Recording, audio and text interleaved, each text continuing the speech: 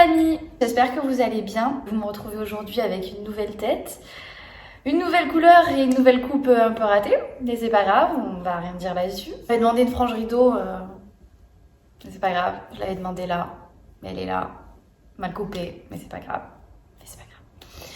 On va rien dire. Donc aujourd'hui on se retrouve pour le premier épisode de ma série Back to School et on va commencer avec mon organisation. Donc on va commencer tout de suite.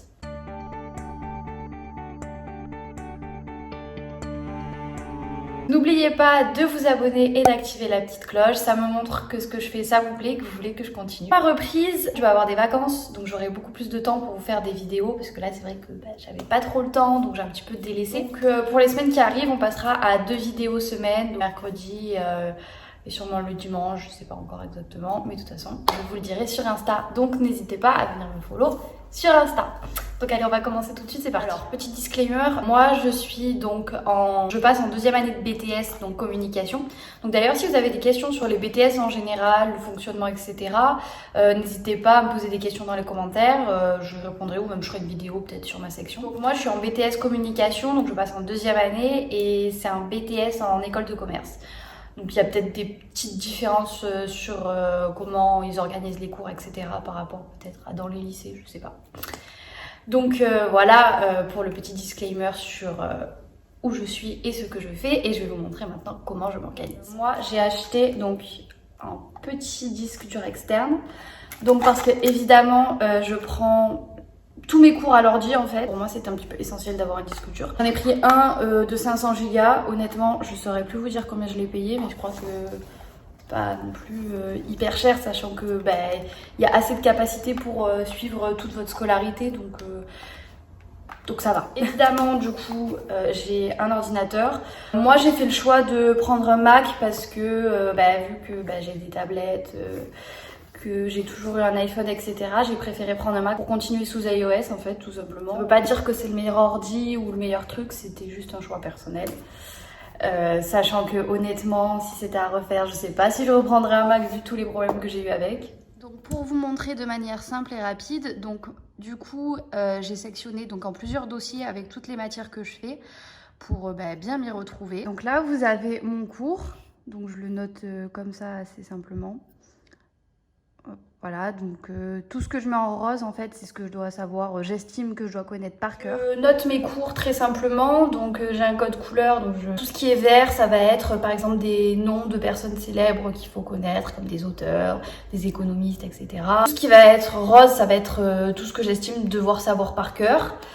Et en bleu, ça va être tout ce qui est les dates. Faut savoir que en fait, en cours, donc je note tout ce que le prof me dit, donc sur mon ordinateur, de façon un petit peu brouillon. Enfin voilà, je prends toutes les notes pendant le cours.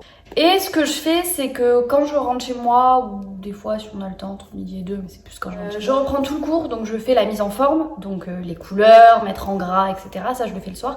Et en fait ce qui est bien avec cette manière de faire, c'est même si vous passez un peu plus de temps du coup 2 fois dans la journée, vu que vous avez vu le cours dans la journée et que vous le revoyez le soir en faisant la mise en page, en fait ça fait que le cours il rentre plus vite. Genre vous le revoyez en faisant une mise en page. C'est une manière en fait de pouvoir revoir le cours sans avoir l'impression d'être là à apprendre un truc par cœur, vous voyez. Donc implicite mais vous l'apprenez. Après avoir noté le cours, donc l'avoir repris, avoir fait la mise en page, en fait ce que je fais, bon ça je le fais pas tout de suite, je le fais quelques temps avant par exemple d'avoir des DS ou des choses comme ça. Je vais faire en fait des fiches récapitulatives que je fais soit sur ordinateur, soit sous format papier, en fait ça dépend la flemme que j'ai honnêtement, si j'ai envie d'écrire ou pas. Alors, je tape tout sur ordinateur, mais j'ai aussi un gros classeur qui est actuellement pas du tout bien rangé, mais il faut que je m'y mette avant l'entrée. En fait, ce classeur, si vous voulez, en fait, en début d'année, j'ai eu un gros souci. Il n'y avait pas de disque dur externe, en fait, j'avais une grosse clé USB. Et en fait, j'ai perdu tous mes cours. C'est-à-dire que la clé, je sais pas comment c'est possible, ne marche plus. Alors que la clé était neuve, j'ai essayé sur d'autres ordi, sur plein de trucs, elle marche pas, elle marche pas. J'ai perdu tous mes cours, donc ça m'a bien gonflé. Du coup, j'ai acheté le fameux disque dur, mais je me suis dit, tous les cours, je vais les imprimer, au moins, même si je perds ce que j'ai sur le disque, vu que ça m'arrive avec la clé, j'ai tout dans un classeur. Donc oui, ça use du papier, ça use de l'encre, mais j'ai été bien embêtée quand il a fallu que je retrouve tous les cours de 3 mois, parce que 3 mois dans le supérieur, on fait quand même pas mal de choses. Maintenant, j'imprime tout. Il y a des matières, par exemple, moi, dans mon BTS, ma prof d'anglais, elle veut pas d'ordi, c'est-à-dire qu'en anglais, on doit quand même tout écrire à la main. Donc ce que je fais, j'écris tout à la main.